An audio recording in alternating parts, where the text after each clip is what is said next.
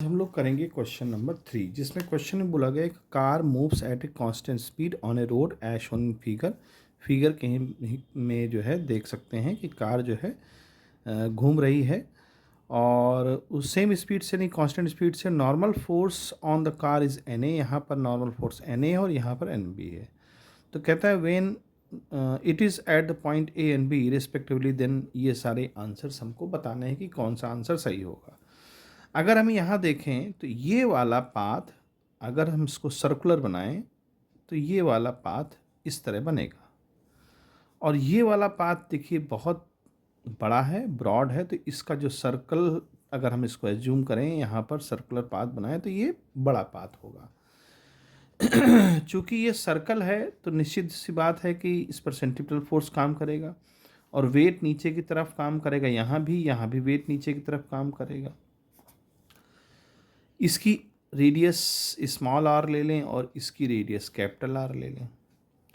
अब यहाँ देखिए, आप देख सकते हैं कैपिटल आर स्मॉल आर से बड़ा है क्योंकि ये बड़ा रेडियस बना रहा है। अब इसमें नॉर्मल फोर्स क्वेश्चन में दिया है एन ए और यहाँ नॉर्मल फोर्स दिया है एन बी। तो एन ए और एम जी से हमें सेंट्रीपिटल फोर्स मिलेगा जिसकी वजह से वो नीचे आएगा। सेंट्रीपिटल फोर्स क्या होता है? M G minus N A is equal to M V square by small R. यहाँ अगर हम देखें तो M G minus M V square by small R is equal to N A. और यहाँ पर अगर हम देखें एन बी की वैल्यू सेम इसी तरह से, तो एन बी की वैल्यू आ जाएगी M G minus M V square divide by capital R. क्यों? क्योंकि दोनों की वेलोसिटी सेम है, मास सेम है। तो ये वाला टर्म और ये वाला टर्म एकदम सेम है। फ़र्क कहाँ आएगा? आर और इस कैपिटल आर में। अब देखिए आर छोटा है, आर छोटा है तो ये वैल्यू हमारी क्या होगी? बड़ी होगी। भाई आर कम है, तो अगर हम सब कुछ कांस्टेंट है दोनों इक्वेशंस में, और अगर स्मॉल आर कैपिटल आर से छोटा है तो ये जो वैल्यू है ये इसके कंपेरिजन में बड़ी आएगी। और जब ये बड़ी आएगी तो काफ़ी कुछ घटेगा, एम जी से ज़्यादा चीज़ घटेगी यानी कि माइनस होगी। तो एन ए की वैल्यू जो आएगी वो एन बी से कम आएगी। क्यों?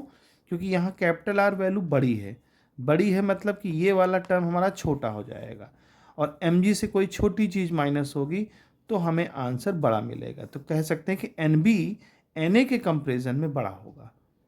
एन बी, तो normal reaction force at point B is greater than N A, क्योंकि वहाँ रेडियस का फ़र्क आ रहा है, रेडियस हमारी कम ज़्यादा हो रही है, जिसकी वजह से हमें यहाँ पर जो वैल्यू है वो डिफरेंट निकल के आएगी।